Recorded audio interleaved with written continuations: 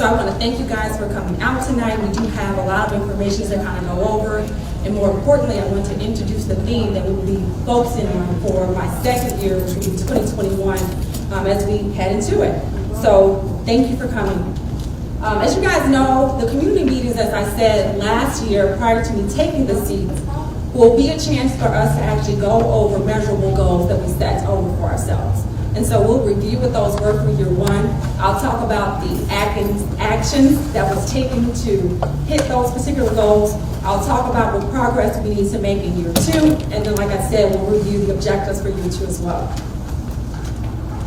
So the agenda today, we're going to recap what the 4th District is about, our motto, our vision, as well as our mission, as we all agreed upon and were successful in getting that adopted as a resolution on the council floor. We'll review year one, as I stated, what the wins were and what the actions were.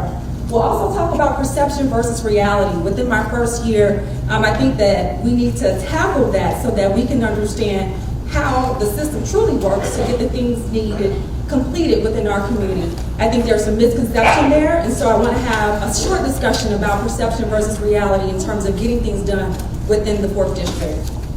Year two is important for us. We've had some great wins for year one, but it's going to be equally important for us to continue the progress and actually take it up a notch for us to see the success that we want to see within the district. Lastly, the theme going forward is become informed. So I want to take some time to help the constituents within the 4th District to become informed. There is 2 different items I want to cover. One of them is just become informed of the resources that is available to you as a resident of the city. One department that has a strong handle in that is the City of Gary Department of Community Development. So there are a number of resources and programs that they have there, and I just thought that getting that information out to the residents of the 4th would be a great opportunity to do that here today.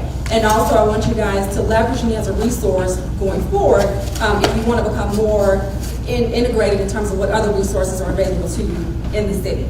And lastly, we have a big election coming up. Not only is it presidential, but there's also an item that will strongly affect, I would like to say, the progression of the city.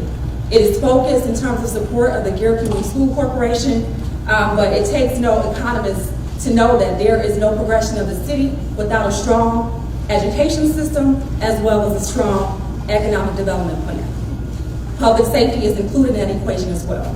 So without strong and strategy in terms of improving the public safety of the city, without us having a comparable strong education system, no one from outside community, no investor, no new industry, no new business will come and start their company without those pieces of the equation at a high value. So I want to go into that. We have representation from the Gary Community School Corporation, as well as someone that he doesn't know, but I love seeing him because he was my principal, and I always remind him that because it's crazy with me. I remember when he had the seat on the council representing you all as well. And so for me to be a kindergarten at Williams Elementary School, and he was my principal there, I actually was in the Adkins program with you as well years ago. It's an honor to stand in this seat and be able to also get insight from you. And he's also a state representative representing one of the districts in our city as well. So this is Dr. Vernon Smith, who will be here to give you guys some insight that I think is very informative. It's important for you to know for yourself what is really going on and for you to understand your legislators and how they're working for you locally and at the state level. The education issue is more of a state issue. And so I thank Dr. Smith as well as our, can I call you acting superintendent, is that right? Mm-hmm. Acting Superintendent Dr. Paige McNulty, who's here, and Kimberly Bradley, who is the Director of Government Affairs and Programs and Chief Academic Officer. And the Chief Academic Officer of Gary Community School Corporation, to give you guys some more information, and that conversation will be guided, but we also allow for questions at the end. Any questions about the agenda? And you have the presentation, you can follow, take notes, all that good stuff. So this is just a review. You all know that we worked hard last year before we even got in office to establish a brand of the poor. That was me using some of my corporate experience. The brand that you set for yourself, the brand that you set for your community, that is something that you should hold strong to. That is something that you should ensure that other people who are part of your community understand what that brand is. So if it's something that is out of whack, we need to address that. And so that's why it was important for me to establish pride within our district. So we worked together and came up with a brand in the 4th district, which was the logo on the side, and also the motto, which was a turn towards tomorrow. A lot of conversation in this city is stuck on the past. And there is no way that we're going to be able to progress focusing on the past. So as a community, as a city, we have to look towards tomorrow in terms of what we build together to move forward. And also, I'm not going to read in detail, but of course, we worked hard on creating a vision and the mission, okay? So those are important. Those are called key performance indicators that are nested inside of this in terms of this is how we're going to measure success.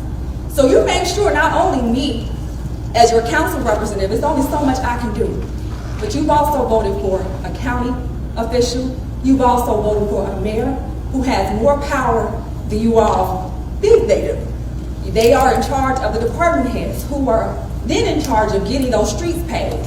That's in charge of getting that building demo. That's in charge of managing or suggesting the budget to the council where those resources go.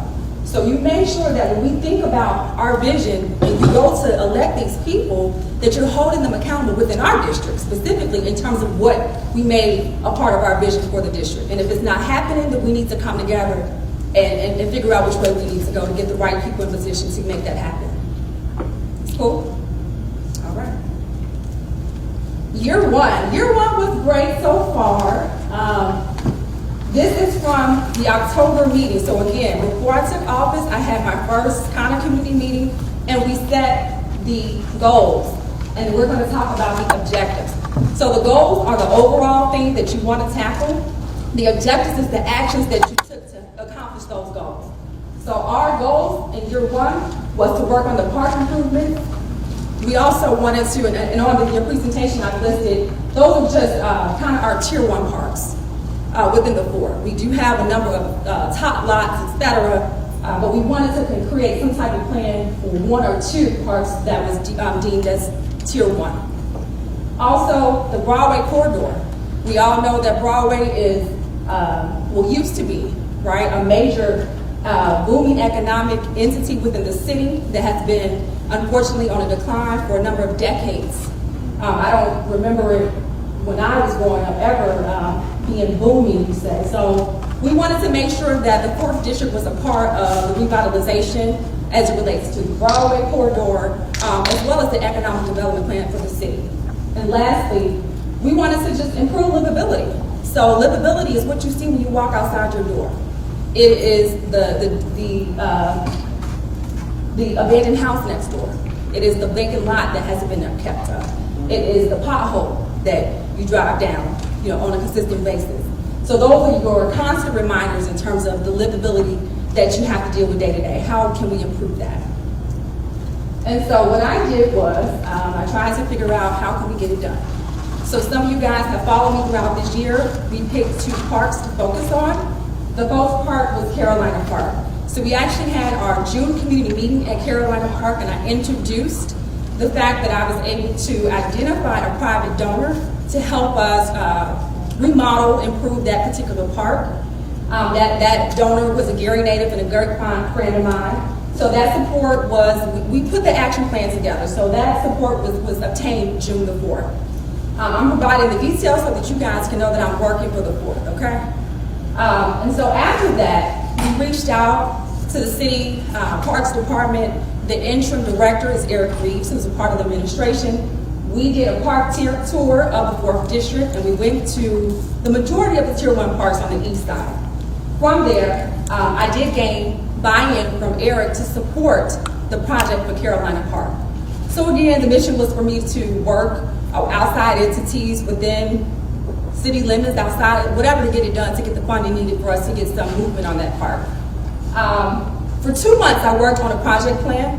We identified vendors. We worked together to construct a design for a basketball court improvement, seating areas, etc. And we were scheduled to have a groundbreaking on August the 11th. We did a park review with the mayor of the city as well as Eric Reeves.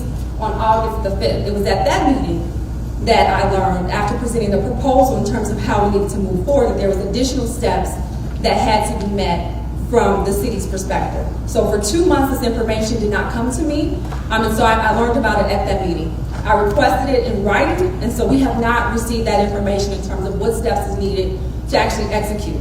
As you guys might remember, August the 10th, we had that, I guess it was just a bad storm. I wasn't going to say tornado, but it was the storm that we had with the abundance of rain, the strong winds, etc. And so the park was in disarray, which was the day before the event, okay? So in terms of follow-up, I haven't heard any follow-up from the city in terms of their plans to initiate that. So I'll leave it there, right? So I've done what I can do in terms of presenting a park plan, working with the appropriate authorities to try to get some insight as to how we can move forward, but it is now up to them. And I want to be very clear, these steps are outside of the scope of what a council person does. The roles and responsibility of a council person is legislative. Means that they make laws and they make resolutions, if you will. But it's more so the laws, it's more so you hold the purse strings of the city, right? So these extra steps is things that I know that we need as a community leader, right? So I always say that because I know my counterparts don't go into this detail, they always get on me, but this is because I knew it was needed for our district. I go outside every day and I live on the east side in Midtown and it is in disarray. So we need this level of detail to try to show some type of incremental improvement, and I have no problem doing that, right? Lastly, Ironwood. So Ironwood and Carolina was on the targets for this year. And so for Ironwood, I was trying to utilize grant opportunities. So in June of this year, I solely identified a grant opportunity and applied for it. So we won. So congratulations, 4th District. We actually won $15,000 to go towards the rebuild of the park at Ironwood. Now, there are some more requirements that we have to do. For one, it's a community build. So we need to start facilitating community. We say that, but do you really feel that you are part of a community? The makeup of our city has changed. So do you know your neighbors? Do you know the people who have moved down the street? Probably not. So this is an opportunity. This is a community build, meaning that we will come together and actually place the playground equipment at the park. It will be a project plan in place. We will work together to decide the design of it, etc. And so we will have project leads, and we will start working on that early Q1. We have a year to do the installation from the date of award, and so we'll have until October the 1st to get that actually completed. So have no fear, we have to get more money because playgrounds are very expensive and there's a lot of work that needs to be done at Ironwood. The pavilion is not up to par. I think it has heat. The basketball court itself, there's a lot of cracks, it's unleveled, etc. And so I have worked to identify a project plan as well as budgets for both of those parks. So those were Adkins actions on that. All right, the second one that we had was the Broadway corridor. So this is hard. So I'm learning, right? I didn't have any municipal government training prior to this. I come from a strong corporate background. But one thing I did think that we as a council would have more power in terms of identifying redevelopment opportunities within our district or being a part of that conversation. We ourselves, that has been a challenge, and so I'm working to navigate that. So I still wanted to have some type of showing in terms of an action towards that. So the goal was to support small businesses. We wanted to have more viable businesses along Broadway. So what I was able to do was I worked with a number of small business owners along the city, within the region, and we hosted a small business bazaar. So this took place on August the 8th, and it actually did take place on Broadway. So that was the connection.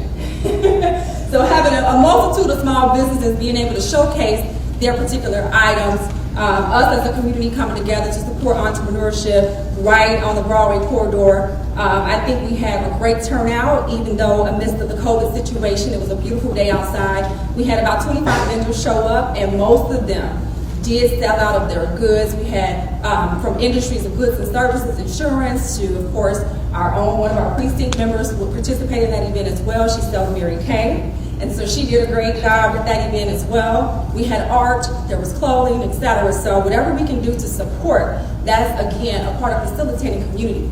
So if you can't get the direct, goal addressed, you think of another way to still touch on that, but then to support each other. At that event, we did push for census as well. So I reached out to our regional census representative. His name is Nicholas Elliott. So the census booth was there. We got support for raffles that was there as well to kind of get more people to come out. And so it was a great turnout. So thank you to all the vendors who supported that event and to all the residents within the city and out who came out to support that. So that was the action that we took towards that goal. Lastly, improving livability. This is stuff that y'all really care about. Vacant lots, blight removal, infrastructure improvements. So again, I think the way that we can make more movement is just building those relationships with various department heads, making sure that we're working on a relationship with the mayor, and that the 4th District is a part of that plan. It was hard again for me to navigate that as a first-year councilwoman, but I did have support from the county. So you have, again, in the beginning, I mentioned your county legislative people that you vote for. They have resources to support infrastructure changes and improvements within the city that they represent or the areas that they represent. So special thanks to Lake County Commissioner Cal Allen. He did a great job connecting me to the Lake County Community Corrections Department. So the lots that you see that are fully cleared, those are the ones that they did. And I think they put signs in those particular lots to show the progression. So they came out and provided them with a list of areas with pictures, and they did take care of that. So that's a picture of me and Field Officer Ronald Powell, who was a former 4th District resident, and so he was very excited to help. He did tell me going forward, if there's anything that we need as a district, we can leverage them. So we'll make sure that we do that a little bit more. And then also, again, community, helping out, all hands on deck. Terrence Miller saw a post that I wrote in terms of getting some lots cleaned up within our district. He reached out to me directly. He's a private business owner, and he helped support me getting a couple of lots cleared up as well. And so I wanted to show that progression because it's always easier to see it than to hear it. So these are before and after pictures of the various lots that was done from those 2 particular entities. So we want to thank them for their support of the 4th District. I wanted to talk about the process to getting city involvement. So one thing that I did do is I would drive our district every other week, and I would create, these are called rails, so it's a rolling action item list. So this was just from like my eyesight. I would try to learn the codes for the city, and I would provide them. It's color coded based on the category, if it was an overgrown lot, if it was dumping or debris pickup, if it was paving, etc. I would tell them the address, location, and I had another tab that had a picture. Now I did this for 2 months and saw no action. I'll keep it real with you all, okay? So on the first one that I sent, it was about 90 to 95 line items. And on the second one I sent, this is from the same, these are pieces from the same one, but it was multiple pages. Just want you guys to see like the categorization on it. So we just need to work better to get better feedback, better, attention to what is needed in the district. These are not 311 requests. This is me and my eyes just driving around and seeing what's happening and trying to provide this information for action.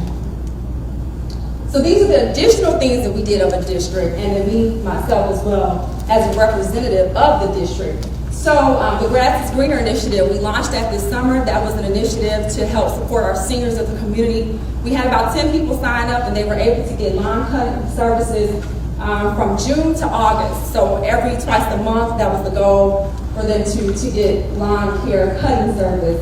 So that was great. The Emerson area had voiced concerns about feeling neglected because of the 1st District and the 4th District border inside of the Emerson area. So myself and my colleague, Councilman William Godwin, we worked together to do an Emerson Blitz.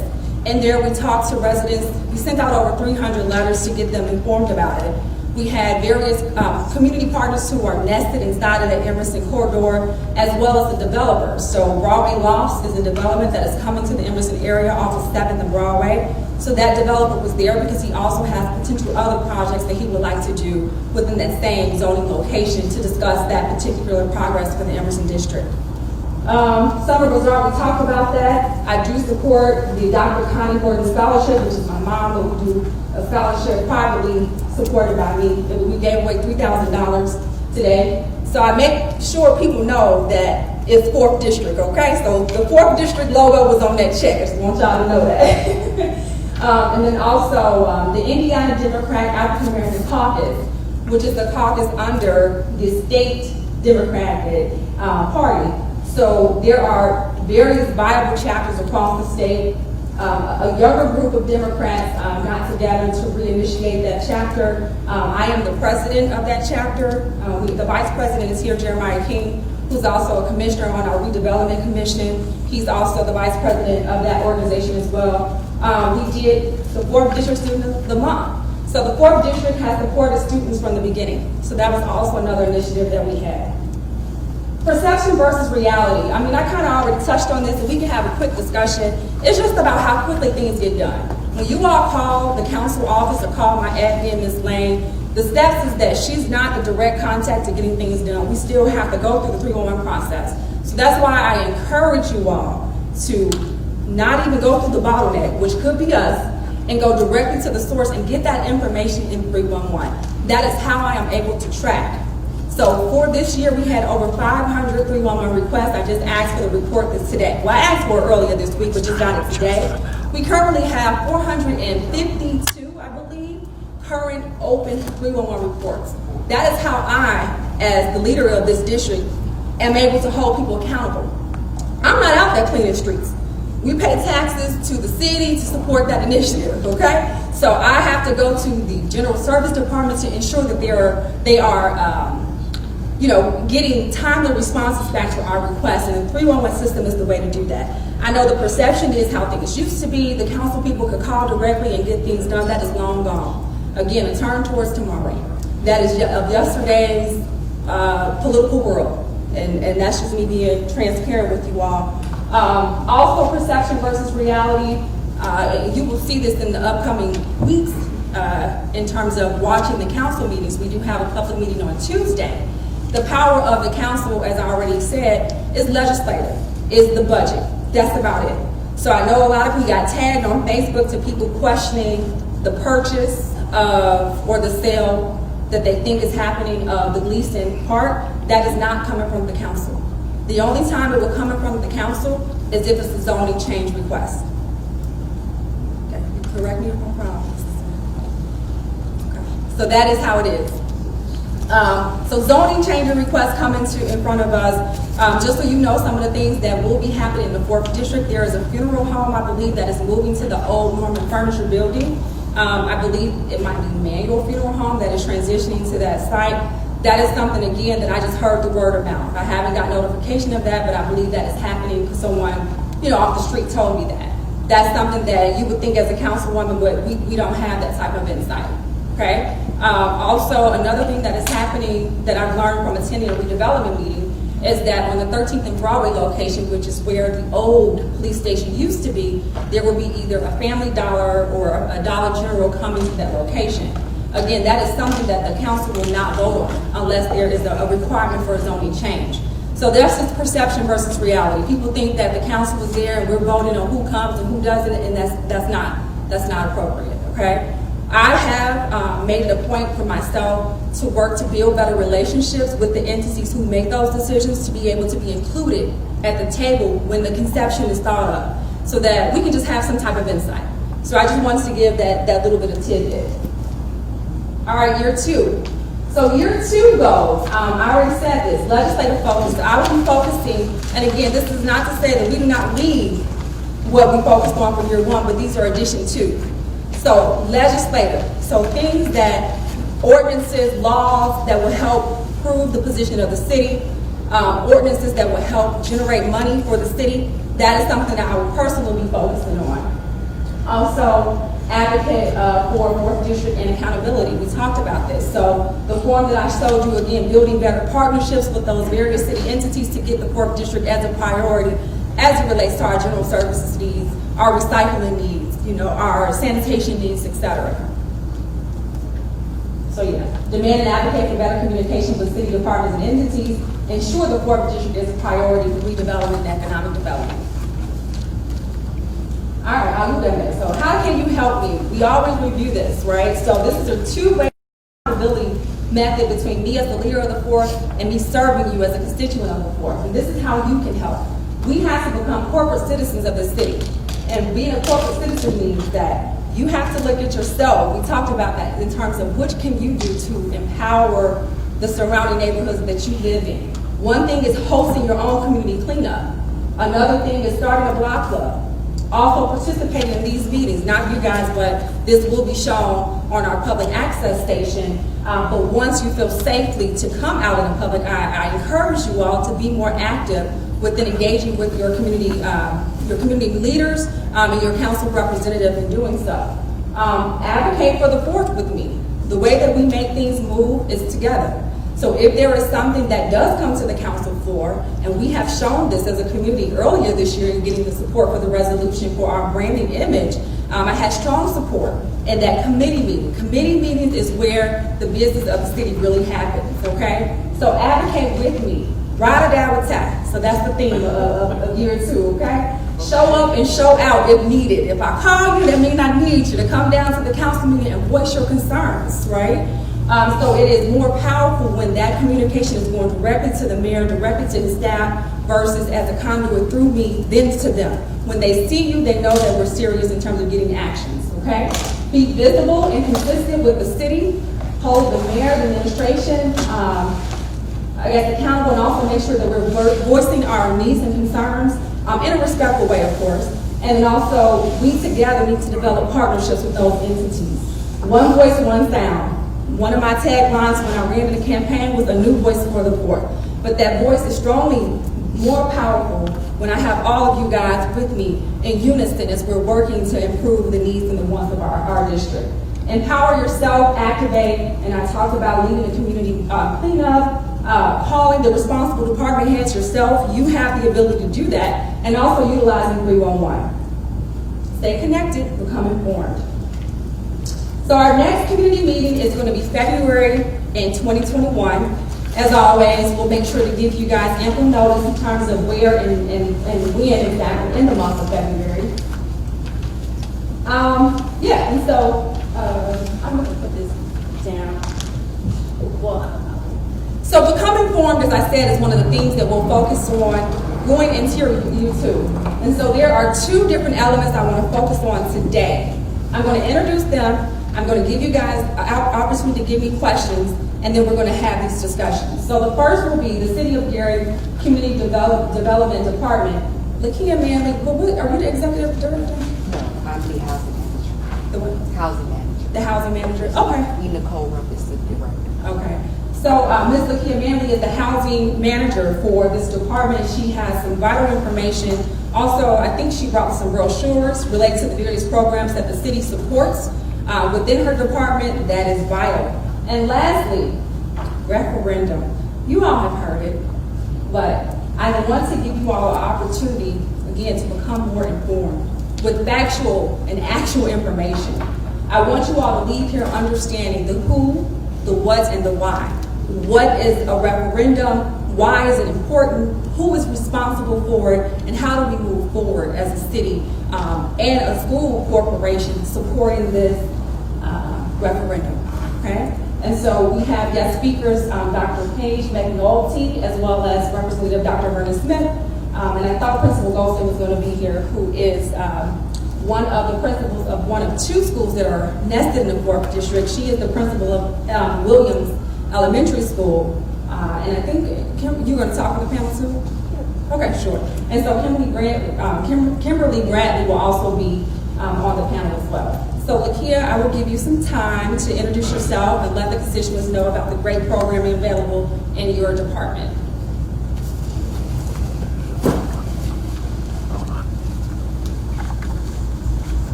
Good evening. As she stated, my name is Lakia Manley, and I'm the housing manager for community development. Under community development, we receive federal funding from the Housing and Urban Development Department, HUD.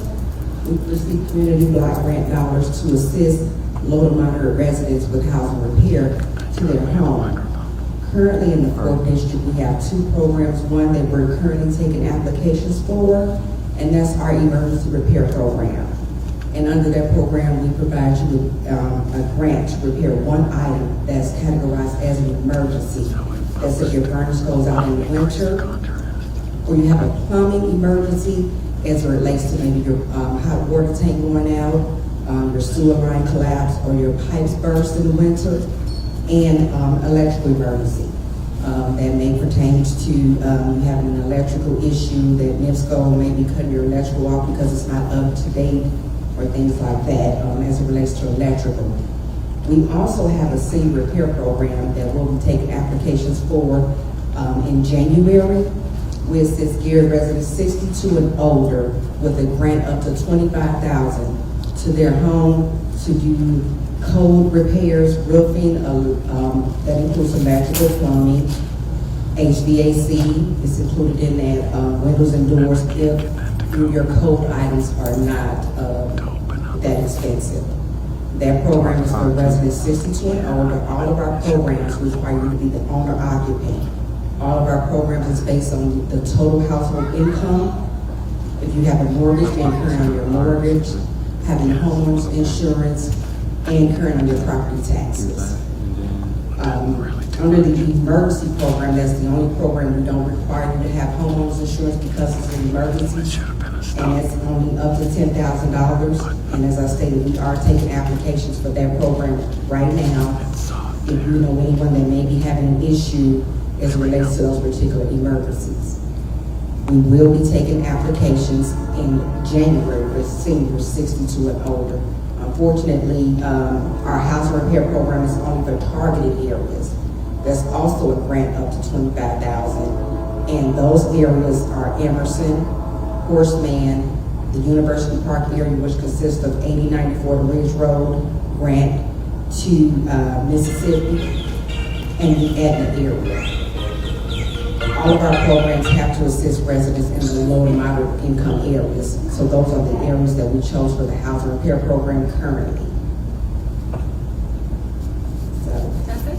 and that's it about our housing repair program. I will be here if you all have any questions. There are brochures out there that has the income guidelines and contact information for me and the other 2 people that are in the housing division. Thank you so much. Thank you, Lakia. So I'm so sorry, I forgot that I said I was going to allow for questions prior to bringing her up, but thank you so much. I will put that information on my community Facebook page. Also, if you want some more, if you want a brochure sent to you, just call up to the council office and we'll make sure that we get that out to you. I wanted to go over these real quick. I always have these suggestion cards at every meeting. Feel free to fill out any type of information you want to provide to me. I want to go over these 2 because these are only 2 that we got in our first event that I think took place January 30th. So this one was about tearing down properties, abandoning properties, and also cutting weeds. So we did have some actions related to that. And the other one was about Ironwood Park. And so that was a part of our park plan strategy. And we have secured a grant as it relates to that park plan. I want to say this. Getting support for demo. You guys might recall in June, I think it was, there was a rainstorm and the Superior Beverage Company, which I think is known as the Pop Factory, building off of 21st Avenue, half of it collapsed. And so I did reach out to, again, our county support to get some funding for that. And so we will be getting that torn down. It should have been happened, but I just need to follow up and make sure that the planning in terms of the scheduling for the demo is done. So we have already secured some type of funding, and I'll be working with them to help identify other commercial opportunities. I know we have a lot of residential homes, and I will try to work with redevelopment within our city to get those done. But the commercial properties, I think I can get county support for some of those, okay? I do want to give real quick, if there are any questions on anything for me, any information. I know I talk fast, y'all, just be trying to get through it and don't have you here all night. Yes, ma'am. Yeah, I just want to make sure I have it clear. So if there's anything that we need to have done in our neighborhood, in our area, then we should call 311. We shouldn't necessarily call your office and talk to you about that. We should call 311 instead. Okay, so it's not an either or. I would prefer that you call 311 so that it can get tracked directly. Okay. But if you want to call the council office, then I'm just saying it will take, that's additional steps. So it would take longer for it to even get in the system because then my admin will have to get it in the system and then she sends an email. Okay. Right? Okay.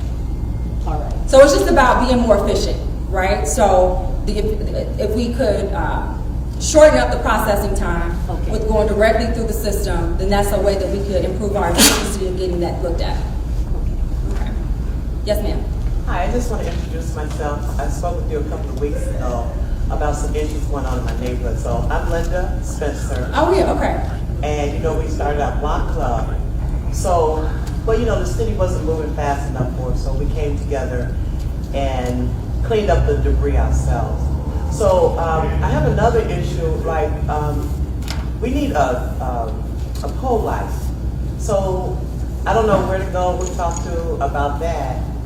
So could you guide me in the right direction? I'll actually take that action for you. So I have your contact information. Oh. I'll take that one because I have another request for that on the west side. On the east side of the street. And did you also ask me about speed bumps? No, I did not. Okay, and so we have a Okay. Ms. Rogers? Very good. Okay, thanks for coming, Ms. Rogers. So I got some information for you related to that. So we had asked about speed bumps, so I did acquire the policy. There's a speed bump policy from the city, but there's also information or steps in there. It has to be at least 200 cars on the street. We have to get a petition done. They're temporary, meaning that, and so I questioned, what does that mean? How do you have a temporary speed bump? So from what the response that I got this week was that they put them down, but then they take them up in the wintertime so that it won't mess up the plows that go down the street. So I'll talk to you about that offline so we can make sure that we just do the petition in time because it also has to be, the city engineer has to do a study to confirm the 200 cars and I asked, okay, we don't have 200 cars. Could I ask for a waiver as the city, as the council representative? And so they're also looking into that for me as well. So I ain't forget about you. I got you. Thank you. Yes, ma'am. Anything else? Yes, sir. Okay, when you was talking about the speed bump, you said it had to be at least 200 cars on the street? Yeah, per policy. Oh. No, not on the street. It has to be, the traffic, you have to have at least 200 cars going through that street. At any time? Yeah, it didn't have a time period, like per day, but it didn't between 8 and 10 or anything like that, per day. Okay, because I was concerned about 23rd Avenue from Whitcomb to Chase. And right there on Hendricks, they run the stop sign constantly. We had called the police. Okay. They had them to come out and they wrote some tickets. Then they started giving the citizen tickets. Okay. So we had a meeting about that at Patrick Park sometime a couple of years ago. A meeting with who? Your former, the person that was in your position. Okay. Former councilwoman? Okay. Yeah. Okay. But we would like to talk to somebody about maybe getting a speed bump in our area. Sure. So let me get your email address so that you can read over the policy and understand the process related to that. And the same process that we would have to do with Ms. Rogers, we would have to do with you guys as well. And then we can parallel path that. We'll make sure that both locations are sent to the appropriate city departments so that the studies can be done in tandem. Okay? All right. So now I want to have the representatives from the Gary Community School Corporation come and join us.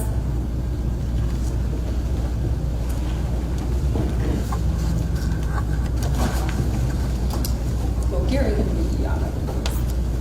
Oh, I felt to recognize our former mayor, Mayor Karen Freeman Wilson has joined us. Thank you so much for joining us, Mayor Karen. So I actually, okay, and I gave you guys seats if you want to sit down. So Mayor Karen, you want to come up? You want to come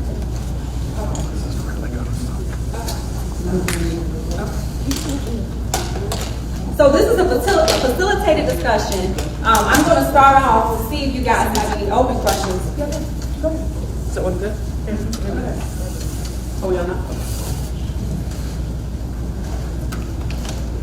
So are we all aware that there is a question on the ballot November the 3rd related to supporting a referendum for the school corporation?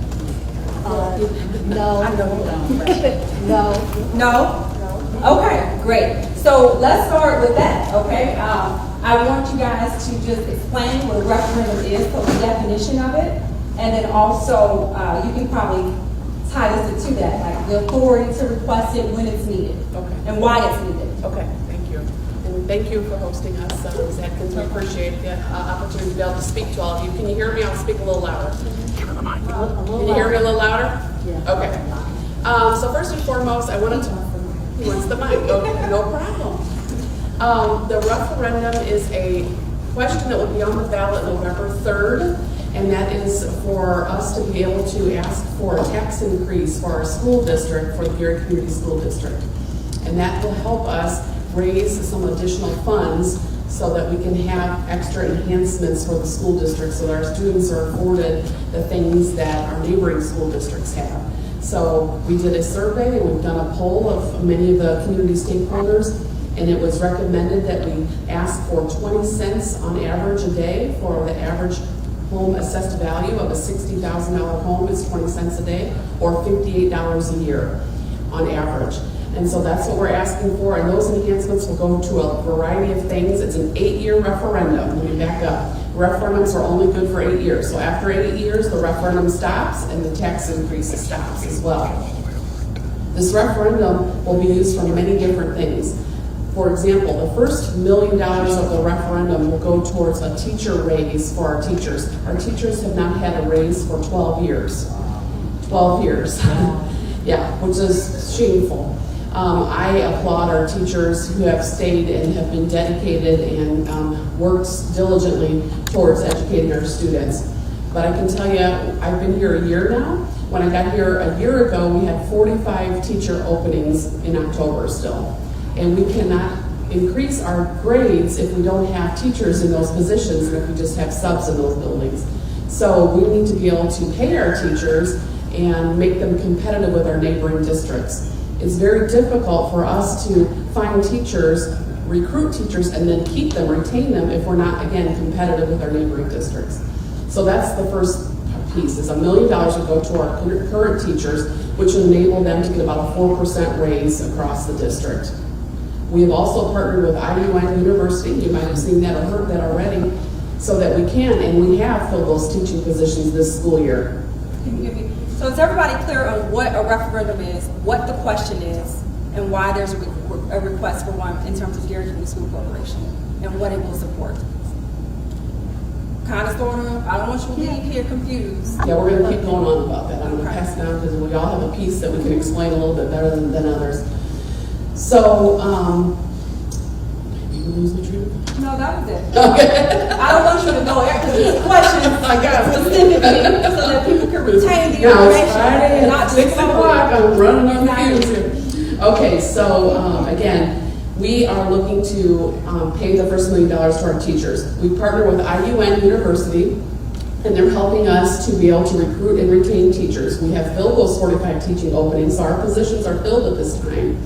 And those teachers are going through a cohort right now with IUN to get their licensure so that in 18 months they'll be done with their teaching license, and then they've signed a 3-year commitment beyond that 18 months so they'll stay with us, which is a huge win for us here at the Gary Community Schools. So that's one thing that we've done so far.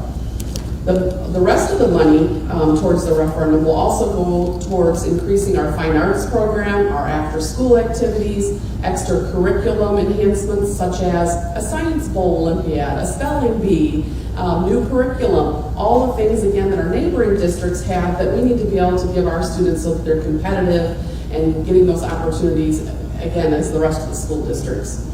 We have currently been pumping lots of money into our schools, and we want to continue to do so. One of the things that we've done this year is increased our CTE, which is our vocational programming. I believe we've got a diamond in the rough here with our vocational programming, and it needs to be expanded. And we took the first steps in that this year in adding an aviation program. As you're aware, we've got the Gary Airport right here in our backyard. So we partnered with them, and we were able to hire 2 pilots, and we have the pilot simulators at our vocational program, and we have students going through that program as we speak, so that they can leave our program at the end of their high school career with a certification that's paid for and get a great paying job. We added EMS, firefighters, police cadets, we've got cosmetology, graphic arts, we've got 19 different strands that students can choose from and leave with a great career right out of high school. That we want to and need to continue to grow those opportunities for our students, and then we'll also recruit other students from neighboring districts to our facility, but that takes money to do. And as you're aware, we purchased 5,000 Chromebooks for our students this year during COVID and hotspots, and we've distributed them to our students so that they can be able to continue to be educated as we move forward. So those are some of the things that we're doing right now. I do have lots more to share with you. We have put a plan on our website called the Path Forward. You can look on our website again, it's called the Path Forward. As she mentioned about being held accountable, we want to be held accountable. I know there was lots of things that's happened in the past, everybody. I know, I hear about it every day. I can't fix what happened 20 years ago. But what I can tell you is we're here to look forward. I can't look in the rear view mirror, but I gotta look forward and try to fix our school district going forward. And I believe sincerely that we're on solid foundation and we're moving in a good direction. And we need to continue that momentum, and we need to change our narrative about what's happening within our school district. And this referendum is one of the ways to do that.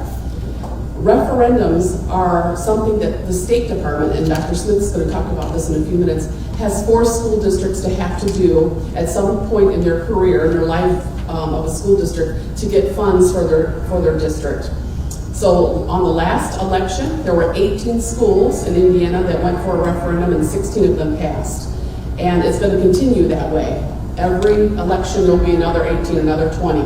And we've gone for 2 referendums here in Gary, and they both failed. Now, if this one goes in November and we fail, we're just going to be that much farther behind again our neighboring districts. I'm just being very honest with you. So this isn't going away. You'll see every time in the newspaper this school district going for one. Crown Point just had one. Munster had one. Hammond had one.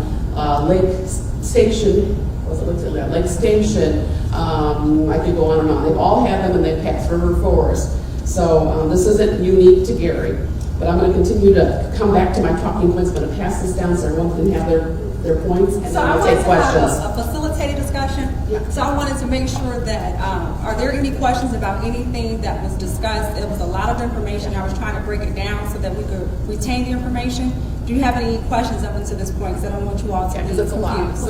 Okay, with regard to the vocational programs that exist right now? Yes. The ones that you mentioned besides aviation are in place already? That's right. We've got about 19 of them. Okay. So we've got graphic arts, cosmetology, EMS, culinary. We've got 19 of them, and they're all listed on our website. But we need to continue to grow that, and those are very costly.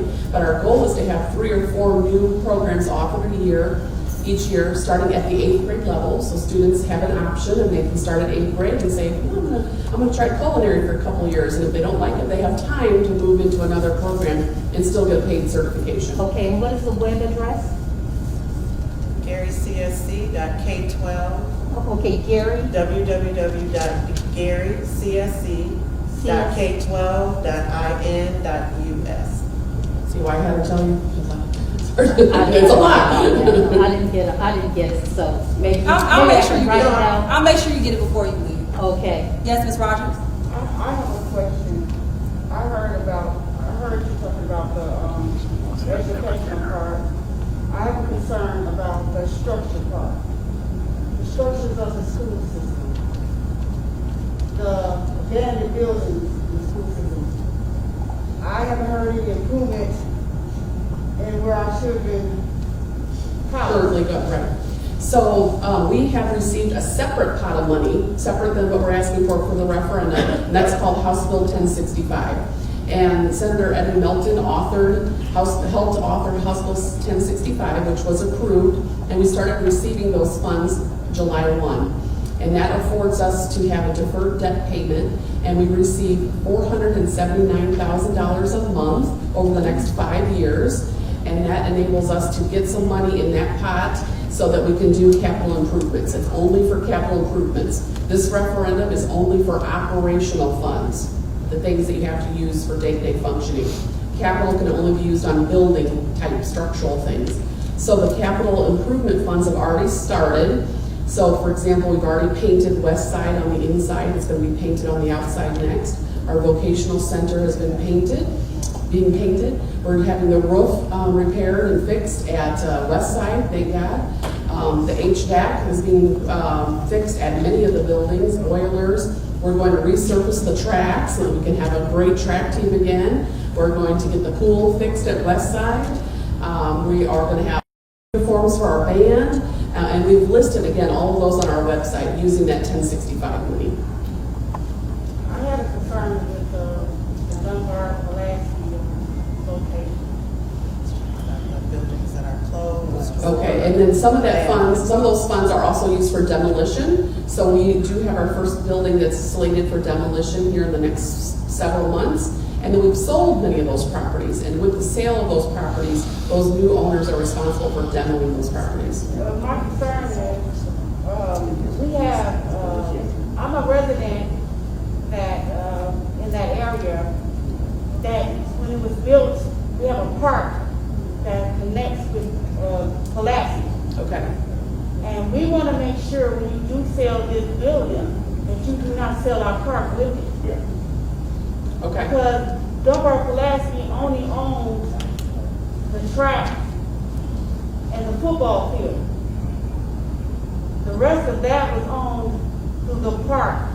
Yeah, if it was owned by the park, we wouldn't be selling it. Okay, we just want to make sure because Yeah. there's a discrepancy going on now. Okay. It's saying that Dunbar Pulaski owned that because we changed the park name to Pulaski Park. Okay, I wrote it down, I'll double check, but we wouldn't be selling it if it was part of the park department. Okay, I just wanted to make sure it's Got it. clear. And then before I move the microphone down, and I'll come back and continue speaking, also on our website, there are tax calculators. There's two there. One is the regular tax calculator. Any of you can go on your phone or on your computer at home, or we can do it for you here tonight. We've already done some. And you can plug in your address, no commas, no decimals, and it'll tell you exactly what your tax increase would be for your individual home. There's also a second tax calculator for seniors, because seniors that are 65 years and older get a tax exemption, several of them actually, and many seniors won't pay, some of them $0, some $3, some only a little bit. I had the opportunity to worship at one of the churches a couple of weeks ago, and I did the tax calculator with a woman there, and her home assessed value was $70,000 and her increase was $3. So just to give you an example. But I want to make sure you are aware of that, so you can go on our website and actually plug it in for yourself and see. Okay? Simon, do you have questions for us, or this is what you want us to know? Any resident have any questions? Okay, if it's okay, you mentioned House Bill 1065. Yep. Dr. Smith, can you talk about that real quick? Is there any other additional insight you want to provide? Well, I think Did she cover it? No, she covered that. Pretty much, that was a bill to allow the money that we owe or that we pay periodically to the state from the school common loan fund, that we would defer those payments, utilize them for demolition improvement of our schools, but we still owe that money. It's just being deferred. Okay. Good evening. So I'm Glennie Dunham, and I'm the president of the Gary Teachers Union. So I feel at home because my office is actually in the 4th District, 1401 Virginia Street. And I actually live in the 3rd District, and I graduated from Gary New Wallace, and I've been teaching here in Gary for 43 years. So a lot of times when I talk, people say, you sound like it's personal, and I have to say it is personal for me. I see Sarah Taylor was a secretary, and Ms. Redmond, I taught her son in kindergarten, and so I see some people that I know. Mr. Adkins, his wife was our Title I person, and so I'm a Gary born and raised. So of course I support the referendum, and so I can remember when Gary was doing better. And so this referendum, and I write notes because I get emotional, so I have to read it. So this referendum will afford the district students with more resources and provide better opportunities. So 5 reasons to support the referendum. increased teacher compensation, like Dr. McNulty said, you know, and if I poll the room and ask how many of you haven't had a raise in 12 years, I don't think many hands would go up. So that's where we find ourselves, and I'm sure Dr. Smith will talk about the budget formulation from the state of Indiana. Indiana's teachers are ranked 50th out of 51 states in our salary because, you know, we live in a red state. So a lot of this is political, and that's where we find ourselves. Provide additional and increased opportunities for preschool activities and athletics. We want our children to have that theater. And we don't have that now, where the middle school boys that play football will automatically go into Westside, and they already will have some training besides pop roller. We want to upgrade and enhance our safety and security measures.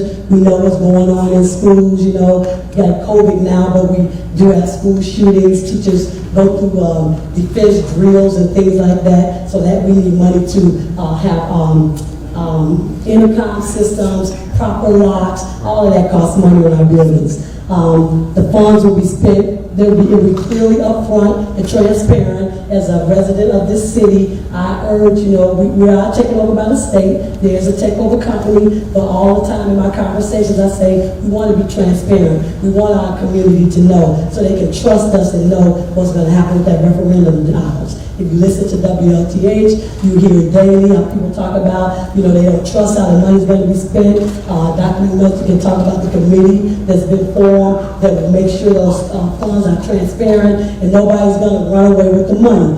Those of you that live in Gary, live in Northwest Indiana, you know, sometimes we do have a problem with what happens with money, but we do have people going to jail. So nobody will run away with the money. We're being very transparent about that. And that's just what we hear on the radio daily.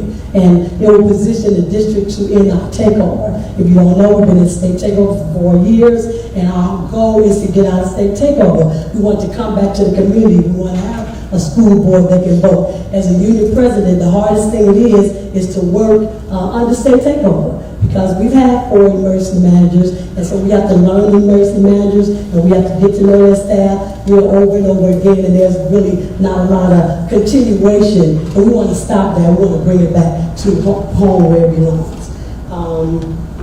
I have a lot of history to share, but of course I won't share it. So I'm also the state Fed president of Indiana. I have 27 districts under my presidency, and out of those 27, 20 have passed referendums. Because the way our budget is set up in the state of Indiana, public schools are not funded to where they need to be. And so they ask the community to pay more money to help the schools be productive. I always say, and some of you might, you know, have grandchildren, children in charter schools, but I always say when people come looking to move into a city, they never say how many charters do you have. They want to know what is your public school system like. And the referendum will help us answer that question better so we become a public school system. So I'm going to stop and give it to Vern. Can I ask the CPD a question? Thanks. She has a question. Oh, I'm sorry. Okay, you said the first $1 million going to raise the teachers, Yes, ma'am. which I respect that. My next question is how many of your teachers live in Gary? How many of them is putting money back into Gary? Are they taking money out? Because you asking us to give them money out of our pockets. How many of them is giving money back into Gary? Are they taking our dollars, paying them? Are they living in Gary? So I'm going to say I have about 305 members. I'm going to say at least about 250 of them live in Gary. And that's teachers and paraprofessionals. Bus attendants, classroom assistants, all of them come up under my bargaining unit. And I would say 3/4 of them live in Gary. Some don't live in Gary because we know there's a teacher shortage. Right now there's 1,000 teacher shortage in the state of Indiana. And teaching now is competitive. I could live in Gary, but I could go over to Hammond and negotiate my salary, and they'll pay me $5,000 more, and I'll just go to Hammond, although I live in Gary. I can live in Gary, in Chicago will offer me more, because that's what it's like now. People are bidding on teachers. I can go to Illinois and make more money. So it's not the old school where teachers live. When I graduated from Gary, New Orleans, been there all my life, The teachers that taught me lived in Gary. But those teachers are no longer here, and they didn't send their children to school to be a teacher. When my son told me he was trying to be an educator, I asked him, what are you flunking? Because he went to school to be an accountant. So I'm just saying, people are not going to school to be teachers anymore. You probably know that in your whole household. So it's hard to find teachers and hard to attract them. Our starting salary is the lowest, $40,500. And if you started in 2010 at $40,500, it's 2020, you're still making $40,500 because the state of Indiana took away increments. We used to get $1,000 more every year, but we don't do that anymore. The only way you can get more money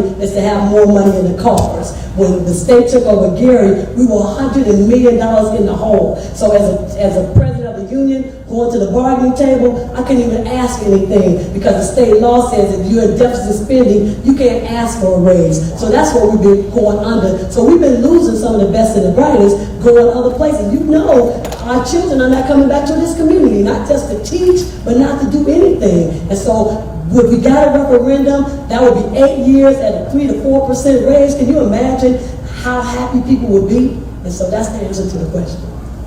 Thanks for the question. Hey, I would like to add to that. I wanted to do something else, but let me add to that. The concept of neighborhood schools is disappearing. It's disappearing as far as students used to be restricted to get your education within the geographical district in which you live. That is no longer the case because we have school choice. You can cross school boundaries. And so we don't have the neighborhood schools. And then as far as our teaching staff, as Gleneva shared with you, I used to see my teachers in the grocery store. I would go to the barber shop with my male teachers, and that is no longer the case. And that's not just typical for Gary. It's across all Northwest Indiana. At the university, I teach only teachers. I don't teach pre-service students. And as I survey them, the majority of them do not live within their district because one of their artifacts they have to create for accreditation is their community involvement. And they will all tell you, I don't live in the school corporation where I teach, so I'm not involved in the community. And so it's a statewide problem which is becoming, or already is, a national problem. Now let me get on to what I'm supposed to do. First of all, before I share with you this historical perspective of where we are, how we got where we are, I would like to just commend your councilman of the 4th District. I am so pleased and humbled that she has followed me in this position because I certainly tried to make a difference when I was here and I served the 4th District for 18 years. But I just want to commend Ty on her level of I don't think too many of her colleagues have the level of organization that she's demonstrated here tonight. And I notice also her methodic approach, and I teach educational leadership, but the principles that are part of educational leadership are also applicable to any other organization. And so she has a very methodic approach. I was impressed that she was talking about what she said she's going to do and what she has done by year, and I was impressed with that. And contrary to the leader we had at the national level, she's not trying to intimidate any of you to change because she's being a change agent. She's trying to inspire you to change. And we know as a change agent, you inspire people to change. You get lasting improvements versus intimidating people for change. And so I want to commend you on that. And one of my mentors was Bobby Kennedy, and he said on one occasion, every individual can make a difference, and every individual has an obligation to make the world a better place to live. And I can assure you that Ty is making a difference. So I think we ought to give your time. Now, let me do what I'm supposed to do. Gary, in its heyday, was a place that was a beacon and a magnet from every place, just like we have our Statue of Liberty said, give me your tithe, your poor, your other masses yearning to be free. And people came. We had black leadership, we had jobs, we had entertainment. Gary, I wish that young people could experience the Gary that I experienced. I wish that I could pass it on to all of them, or even that they could just have a flashback to have a temporary appreciation of that Gary, because you have to get out of Gary to see what other places are doing to understand what can be done here if we have the desire. And I always tell people that it's what do you want and how bad do you want it. The odds may be against you, but if we want to make Gary what it was and even better, then we can do it. We got the resources and we spend more money per capita than any other ethnic group, any other racial group. We have the dollars here, we just spend it outside the community. And you know we spend it. You know we spend it, because we build ourselves esteem off of what we achieve. So we could do it. But what happened is Gary changed. He lost his economy, and it was intentional. When Mayor Richard Gordon Hatcher won, they said, okay, there's many ways that you can control people. They were controlling us politically up to that point. When we broke out of that political mode, then what they put us into was economic slavery. That's what we've been in, economic slavery. We've been in it for decades because we don't wake up and understand that we are not the mice of the jungle, but we're the lions of the jungle, what we could do if we work together and collaborate.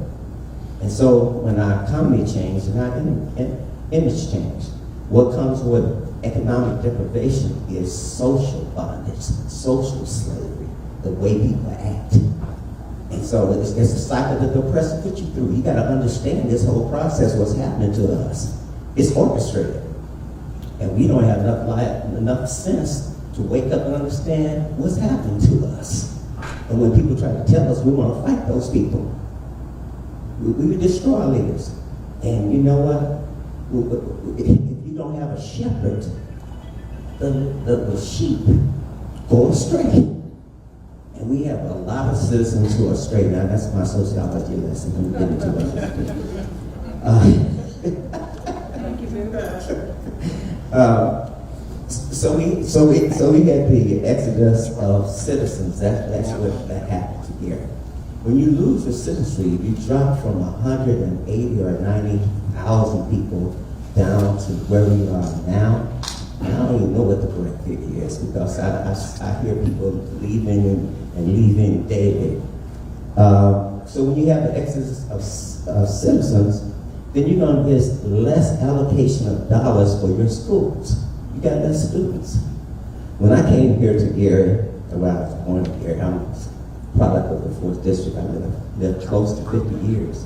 And I'm only 21 plus, but I lived 50 years in the 4th District. But when I was in school, Gary had 40 school buildings and 48,000 students. Now we're down to about 5,000. So that means your dollars have dissipated from the allocation of dollars from the state. So that was the beginning of our problem. And we had superintendents who understood there was an exodus of our student population. They tried to close schools. But all of our school board members were territorial. And they said, don't close any schools in my districts. Superintendents understand that they need the support of their school board members, and so they didn't close any of the schools because they wanted to keep their jobs. Okay? So they didn't make any closes. And they couldn't close any anyway without the sanction of the school board. And so we didn't respond to the change that was occurring in the city. We tried to operate our school at the full level that our schools at the full level that they were in the past, and we get less dollars. That put us in debt. At one point we were up to $120 million in debt. And then the legislature got involved in this problem. Now, you know, I believe as good leaders and good people, citizens of Gary, that you have to reflect on your past. But many times when we reflect, sometimes we get too critical of ourselves. We are not totally to blame for the financial state our schools are in. The problem, the major part of it, has come from the state and the state initiatives. They don't like me saying that before, but I say it anyway. That they created the problem for a lot of the urban schools and the suburban schools. Not suburban, but the rural schools. The suburban schools are thriving. The first thing, they responded to the citizens that said, we don't want to pay all this local taxes. And so they provided legislation that put caps on the local taxes. Well, the need is still there. Citizens still want the services. They just don't want to pay for them. Well, the two don't work together. You got to pay for it to get it. You know, it's not any Superman that's going to fly in here and provide us with millions of dollars and certainly going to wait on our president to give us anything. I'm partial with that. I shouldn't be doing it, but I'm doing it anyway. And so after the caps, okay, that meant less local dollars being applied for all the services, all the needs of the people. Then we changed the school formula. I voted against it, but we changed the school formula. They shifted the benefits from urban schools and rural schools to suburban. Those schools that were growing got more money, and urban schools that had weights are individual items of which we give additional money for. So if you have a high number of children in poverty, you get additional money. If you need to provide for transportation, more transportation, you get some more money. There were many weights in there. They took all the weights out. We also had a reducer factor that was a part of the school formula, that if you lose a student, we know that students don't need 30 students at a time, one whole class leaves. What happens is one student leaves out this grade, and another out that grade, and another out that grade, and another out this class, and another out this class. And so you were given a portion of the average daily membership allocation for every child to be able to adjust to the exodus of students. The DeGosa factor was taken out of the formula. Then we came up with all these alternative forms of education. The state of Indiana only allocates so much money for education. When Obama had the stimulus program, the state of Indiana received $600 million, and the state didn't spend any of it on public education. None of it. They kept it. That's where, when you talk about these billions of dollars gap, they stole the money from education. And so they came up with these alternative forms of government. When you look at the education allocation of dollars, it's like slicing a pie. If you slice the pie into more pieces, then that means that you're getting less. And so they came up with these alternative forms, which is virtual education. Virtual proponents said we can do it cheaper. Now we're paying in almost 90% of what it costs, and they don't have buildings. They don't have to pay for all the insurance. They don't have to pay for security. There's a whole lot of things that the Gary Community School Corporation has to pay for that is not paid for by virtual schools. And then the virtual schools, as we find out in e-learning, are doing a terrible job because students are not logging on. And they found out ways to log on, and you don't know that they're not paying any attention to the instruction that's going on. And then we came up with all the charter schools. The initiative of a charter school is to make a profit. We should not be making profit off of public education. That's what a charter school does. A charter school is going to cut back until they make money. You need to understand that. Yeah, we want to send your children what's new. In vogue, everybody wants to jump at it, but it doesn't mean it's better. Okay? Everything that glitters is not gold. And so then we came up with vouchers.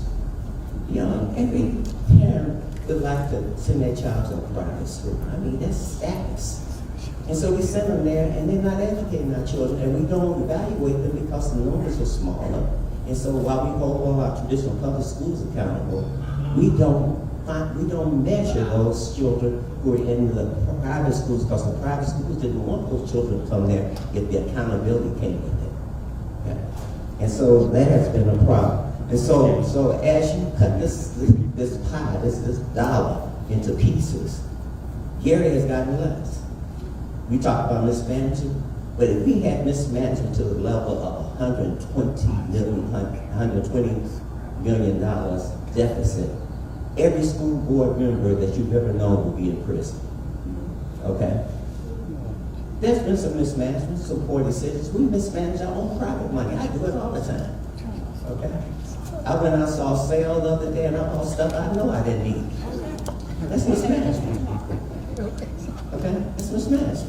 And so I'm telling you that don't be critical of the school corporation totally for where we are today. Blame the state.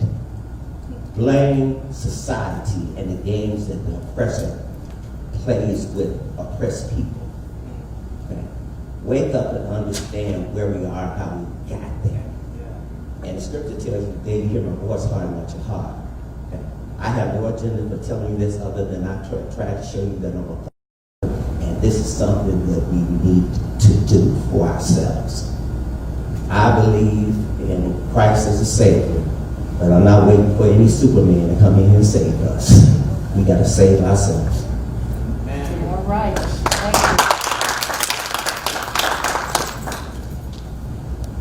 you. Good evening. I just am here to back clean up.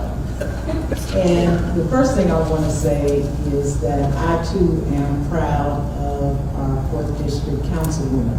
I don't live in the 4th, I live in the 2nd, but my mother lives in the 4th. And your representation has been exemplary.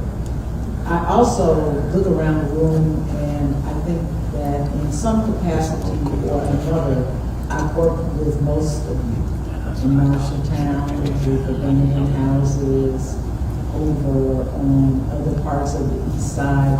I also look around the room and I think that in some capacity or another, I've worked with most of you. In Marshalltown, with the Birmingham houses, over on other parts of the east side, walking through, trying to clean up. And so I know how committed you are. And then after all, you're out here on a Friday night. You'll be at home or somewhere else doing something else. But because of your commitment to this community, you are here. And that's why I'm here. I've been very low-key and will continue to be low-key. And that's a benefit of having been in office and not being in office. And I absolutely enjoy that. But I decided to get involved in this issue because it is so important to the future of our community, to our children, to what our community looks like 10 years from now. And anytime you're engaged in a rebuilding process, and that's really what we're doing as a community, it does not happen overnight. It happens incrementally. You saw Alliance Steel open earlier this year. That was 3 years in the planning. You see UPS now out at the airport. That was 2 years in the planning.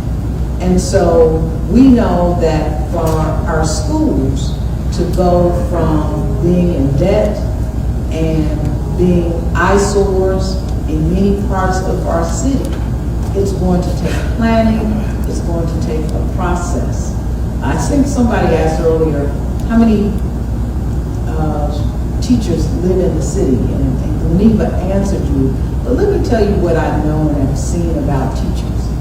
Just about every teacher, every day, goes in his or her pocket to feed a kid, to clothe a kid, to buy something for their classroom, and it doesn't happen just occasionally, it happens regularly. Our teachers are committed and dedicated. And so to say that they will get a raise with this money, I'm happy for them because I know they're entitled to it. I could tell you some folks in the city who haven't had raises either. But right now, we're talking about the teachers and the schools. But more importantly, for our students to go into classrooms and have garbage cans, catching water, to have mold on the ceilings, to have, to share resources. That is an affront to our kids. Yes. And it's no wonder that their parents are seeking other alternatives, but then that becomes a cyclical problem, because if our citizens aren't utilizing our schools, they will never get to where we want them to be. Last thing I'll say is that there are some people who have been vocal in their opposition. Fact check. Jim Nowak opposing the referendum. That's because he's not paying taxes like we're paying, right? He owes $1 million. Hadn't paid them, to my knowledge, in at least 15 years. But you and I are paying taxes every year. Another instance is that people are saying, well, there's no plan. You just heard Dr. McNulty lay out what's going to be done with the money. And then you'll hear people say, well, this bill did this bill did that. You've heard Dr. Smith talk about the posture of the Indiana General Assembly. I was there every January through March or every January through May, and they are not really interested in helping us to get out of this dilemma to the extent that they could. Yes, they relax our payments, but we're using our own money now to improve, demolish, to market those buildings. And so as this progresses, you will see those changes. But I'm not going to sit here, and no one else will say that you will see those changes overnight. But each of us has to have an investment, some skin in the game. And this is an opportunity for our citizens to invest in the future of our community. I'm willing to do it. I've talked to a lot of folks who are willing to do it. And my hope is, because I know how committed you are, that you're willing to do it as well.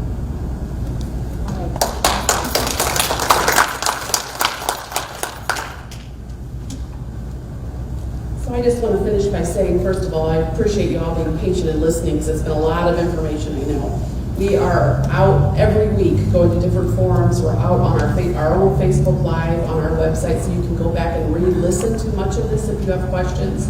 If you want to reach out to us, you can email us, and we'll come to your home. We'll deliver brochures, flyers, if you have more questions. We want to make sure that you have as much information that you need so that you can make your own decision on November 3rd. But I want to continue to remind you that there are people, as mentioned, that are purposely going on the radio many times a week to put out myths and absolute mistruths to scare people into voting no, and that's shameful. But I want to make sure that, like she said, please fact check what you're hearing, because 99.9% of it is absolutely not true.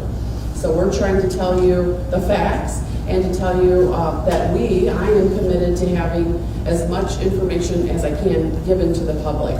So much so that I've committed to having an oversight committee to be formed, and I've already posted that on the website, so that we have a committee from the community who will help watch the money for the referendum.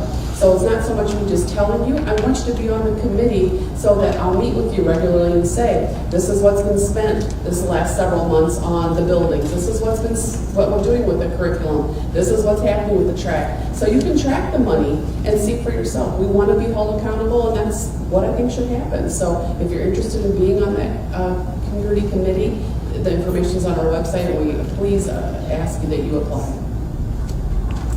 Any questions? Any questions?